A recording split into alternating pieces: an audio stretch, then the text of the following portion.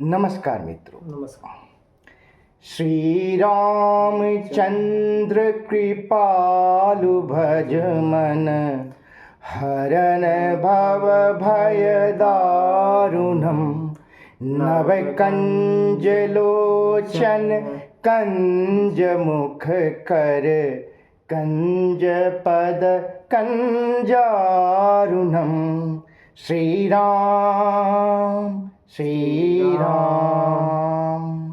हमारे साथ उपस्थित हैं दीपक प्रिय शिष्य। दीपक, हम इन पंक्तियों को क्यों गुनगुना रहे थे? क्योंकि आज वो शुभ दिन है जिस दिन श्री रामचंद्र जी का जन्म हुआ था। आज श्री रामनवमी है और हम लोगों का आज का टॉपिक जो है वो भी श्री राम के विषय में ही है और इसीलिए हम लोग शुरुआत उनकी स्तुति से किए। अच्छा जी। तो आप यह बताएं कि प्रभु श्री राम का जो जन्म है किस तिथि को हुआ, किस मास में हुआ? चैत्र मास में हुआ और शुक्ल पक्ष की नवमी तिथि को हुआ। किस नक्षत्र में हुआ? नक्षत्र पुनर्वसु नक्षत्र में हुआ। और किस लगन में हुआ?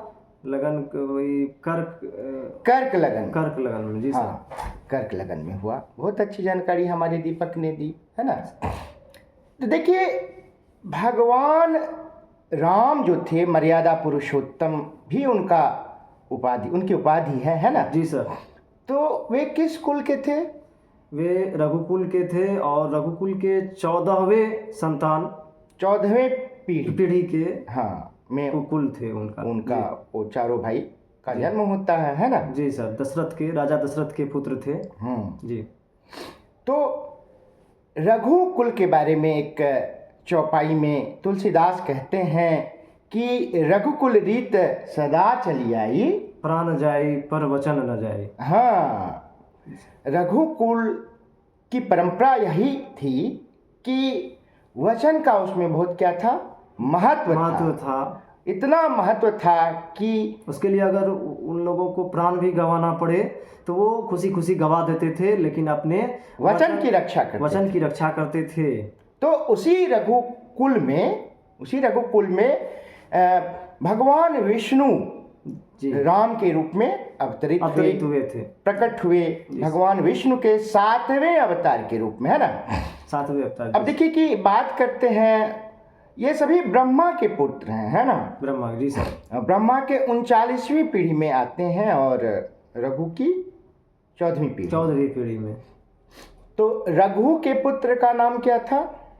रघु के पुत्र का नाम बोलिए। प्रवृद्ध। उसके बाद प्रवृद्ध के पुत्र का नाम सखंडन। उसके बाद सुदर्शन। उसके बाद अग्निवर्ण। और शीघ्रग अक्षर से था। शीघ्रग के बाद मरु मौस। जी सर। और मरु के बाद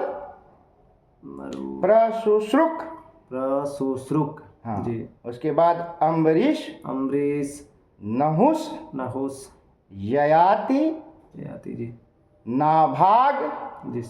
उसके बाद अज जी। उसके बाद दशरथ जी सर। तो ये 14 राजा हुए। उसके बाद जो दशरथ हुए, दशरथ के 4 पुत्र।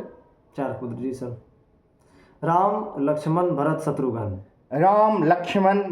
शत्रुघ्न, है ना। जी सर। शुद्ध उच्चारण शत्रुघ्न होता है। शत्रुघ्न, जी। शत्रु का जो नाश करे विनाश करे, शत्रुघ्न। जी सर। तो आप बताइए कि राम प्रभु की माता का नाम क्या था? कौशल्या। माता कौशल्या जी। लक्ष्मण की माता का नाम सुमित्रा। हाँ जी। माता सुमित्रा। नहीं, लक्ष्मण और शत्रुघ्न की माता का नाम सुमित्रा था और कैकेयी का एक ही संतान थी, उनका नाम भरत था। जी। लक्ष्मण और शत्रुघ्न की माता का नाम सुमित्रा थी। जी। और भरत की माता का नाम क्या था? कैकेयी था, है ना। जी। कैकेयी था। बहुत ही अच्छी बात कही आपने। इसी में एक भिन्न बात हम लोग जानते हैं। जी सर। इनकी पत्नियों के नाम आप बोलें। श्री राम की पत्नी का नाम माता सीता थी, और लक्ष्मण की पत्नी का नाम उर्मिला थी। उर्मिला था जी। और राम लक्ष्मण भरत की पत्नी का नाम, भरत की पत्नी का नाम मांडवी जी सर। और शत्रुघ्न की पत्नी का नाम श्रुतकीर्ति जी। हाँ, श्रुतकीर्ति। हाँ जी। तो बहुत ही अच्छी बात कही।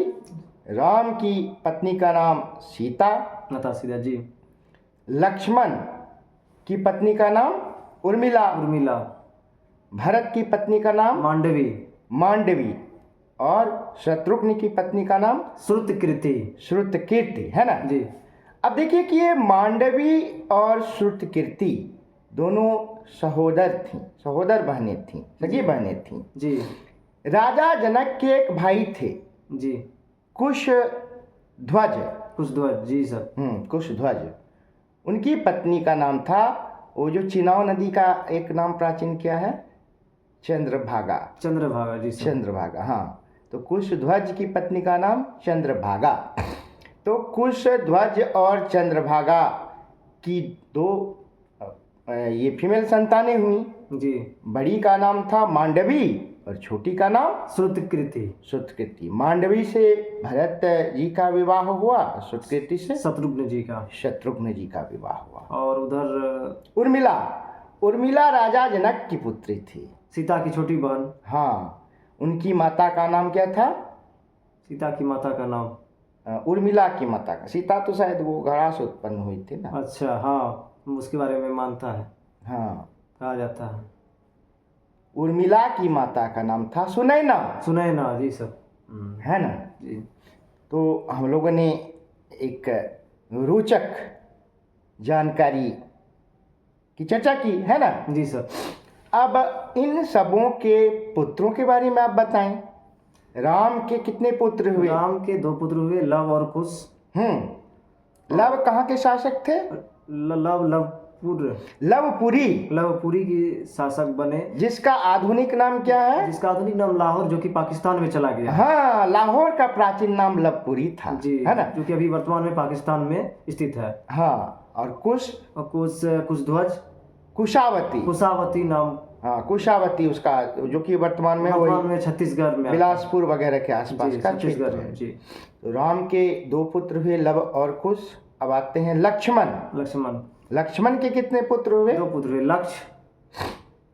लक्ष्मण के अंगद और चंद्रकेतु जी। हिमाचल प्रदेश में ही दोनों का शासन था जी सर। अंगद पुरी में शासन किया करते थे जी, और चंद्रकेतु चंद्रावती में शासन किया करते थे। हाँ, जो कि एचपी के अंतर्गत आता है, हिमाचल प्रदेश के अंतर्गत आता है। हाँ, ये हो गया राम लक्ष्मण। अब भरत की बात करते हैं जी। भरत के बारे में तो और रोचक तथ्य उनकी संतानों के बारे में, है ना जी। हम लोग अक्सर जी पाकिस्तान अफगानिस्तान के क्षेत्रों की चर्चा अगर करते हैं जी, मौर्य काल में भी करते हैं, तो उस समय 2 नगर हुआ करते थे उस क्षेत्र में। एक का नाम था तक्षशिला और दूसरा का नाम क्या था? दूसरा का नाम पुष्कलावती जी, है ना। तक्षशिला तो जो कि विश्वविद्यालय था। हाँ, विश्वविद्यालय वहाँ था, है ना, तक्षशिला, जहाँ पे चाणक्य जैसे महान गुरु हुए। हाँ, शिक्षा दीक्षा दी। हाँ जी। तो ही तक्षशिला में शिला को हटा देंगे तो क्या बचेगा? तक्ष। तो प्रथम पुत्र का नाम क्या था? तक्ष था। और पुष्कलावती को हटा देंगे तो क्या बचेगा? पुष्कल बचेगा जी। पुष्कल बचेगा। तो दूसरे पुत्र का क्या नाम था? पुष्कल था जी। तो जिसकी राजधानी पुष्कलावती थी, पुष्कलावती क्षेत्र से वो शासन संचालन करते थे, है ना जी सर। इसी पुष्कलावती का वर्तमान नाम बता दें आप। वर्तमान नाम बहुत सही है, पाकिस्तान में पेशावर जी, जो कि अभी वर्तमान में पाकिस्तान के किस प्रांत की राजधानी है अभी? पेशावर खैबर पख्तूनवा। हाँ, खैबर पख्तूनवा उर्दू नेम है। खैबर पख्तूनवा। पाकिस्तान में 4 प्रांत हैं जी। पंजाब, सिंध, खैबर पख्तूनवा और बलूचिस्तान। बलूचिस्तान, जी। ये 4 प्रांत हैं। तो ये भरत की बात हमने की। भरत के 2 पुत्र हो गए, तक्ष और पुष्कर। अब शत्रुघ्न की बात करते हैं। बोलिए शत्रुघ्न के 2 पुत्रों के नाम। दूसरा, पहला पुत्र तो था, सब सो से ही है। शत्रुघ्न की पत्नी का नाम श्रुतकीर्ति। उसके प्रथम पुत्र का नाम सुबाहु, जी सर। और दूसरा पुत्र का नाम शत्रुघाती, जो कि शत्रुघाती उसे कहते हैं जो कि शत्रु का विनाश करता हो। शत्रु का घात करता हो। बिल्कुल वही जैसे शत्रुघ्न है ना, उसी तरह से शत्रुघाती भी है, शत्रु पर विजय प्राप्त करता हो। तो ये जो सुबाहु थे उनका शासन सुरसेन में था। जी सर। सुरसेन जो कि वर्तमान मथुरा कहा जाता है। हाँ, देखिए सुरसेन महाजनपद भी था। 16 महाजनपदों में से एक महाजनपद सुरसेन था। मथुरा जिसको वर्तमान में कहा जाता है। महाभारत कालीन प्रसिद्ध नगर था वो, है ना सुरसेन जी, जिनका राजा कंस थे। पहले महाभारत कालीन में माना जाता था। जो कंस वहाँ शासन करते थे। हाँ, सुरसेन नरेश, है ना जी। तो सुबाहु सुरसेन के राजा थे और शत्रुघाती कहाँ के राजा थे? शत्रुघाती विदिशा क्षेत्र के भेलसा के राजा थे जी, जो वर्तमान में शायद छत्तीसगढ़ में पड़ता है। छत्तीसगढ़ में ही पड़ता है, कोई जिला के रूप में होगा। जी। तो हमने चारों भाइयों की माताओं के बारे में जाना। जी सर। चारों भाइयों की शासनकाल के पत्नियों के बारे में जाना जी, और उनके पुत्रों के बारे में भी जाना, है ना जी। अब हमें यह बताएं दीपक जी, कि इन चारों भाइयों के जो गुरु थे वे कौन कौन थे? पहला गुरु तो बचपन से वशिष्ठ थे। वशिष्ठ थे जो कि उनको उपनयन संस्कार तक शिक्षा दीक्षा प्रदान किए। आगे चल के अस्त्र शस्त्र का जो ज्ञान प्रदान किए वो महर्षि विश्वामित्र थे। युद्ध विद्या में कौशल उन्होंने प्रदान किया। विश्वामित्र के द्वारा उन्हें प्रदान किया गया था। वो महर्षि वशिष्ठ जो थे रघुकुल के कुल पुरोहित भी थे। उनका सरस्वती नदी के तट पर गुरुकुल था। वहीं पर वे बहुत सारे विद्यार्थियों को पढ़ाया करते थे। तो राजा दशरथ ने भी अपने 4 पुत्रों को वहाँ पर शिक्षा दीक्षा के लिए भेजा था। जी सर। वहाँ पहले यज्ञोपवीत संस्कार उन्होंने करवाया, तदुपरांत उन्होंने शिक्षा दीक्षा वेदांग उपनिषद इत्यादि चीज़ों की क्या प्रदान की? शिक्षा प्रदान की। शिक्षा प्रदान करने के बाद सभी अपना यहाँ चले आए, अयोध्या चले आए। उसके बाद जब युवा हुए जी, एक महर्षि विश्वामित्र थे। विश्वामित्र का आश्रम कौशिकी नदी के तट पर था, जो वर्तमान में कोशी नदी है ना, सप्तकोशी नेपाल, है ना जी। वहीं कौशिकी नदी के तट पर क्या था? आश्रम था, है ना जी सर। तो वे एक बार दशरथ के पास गए और उनसे आग्रह किया कि अपने 2 पुत्रों को आप मुझे अस्त्र शस्त्र का ज्ञान प्रदान नहीं हमारे यहाँ भेज दें। जी। क्यों भेज दें? अस्त्र शस्त्र का ज्ञान देने के लिए, जिससे नहीं, अस्त्र शस्त्र का ज्ञान तो बात की बात है जी। जब वे कोई यज्ञ करते थे, कोई शुभ कार्य करते थे, तो जो अरण्य है जहाँ पर वे रहते थे, तो अरण्य में निवास करने वाले राक्षसनियाँ उन्हें क्या करते थे? उनका यज्ञ भंग कर दिया करते थे, परेशान करते थे। जी सर। तंग करते थे, है ना, ऊपर से खून गिरा देते थे, मांस कर देते थे। जी। उसी में एक राक्षसनी का नाम क्या था? तारका जी। और उसका पुत्र का नाम क्या था? सुबाहु था, है ना। ये सब मिलकर महर्षि विश्वामित्र को काफी तंग किया करते थे, है ना जी। तो उन राक्षसनियों से परित्राण पाने के लिए उन्होंने कहा दशरथ जैसे कि इनको भेजिए, राम और लक्ष्मण को भेजिए और मैं इसको धनुर्विद्या में निपुण कर दूंगा, है ना, अस्त्र शस्त्र का ज्ञान इन्हें दूंगा, है ना जी। कहा कि ठीक है, ले जाइए। ले जाएंगे तो अच्छी ही बात है, सीखना कोई बुरी बात है क्या? जी नहीं। मनुष्य को हमेशा कुछ कुछ सीखते रहना नया चाहिए, सीखना चाहिए हर हमेशा। है ना, युद्ध कौशल।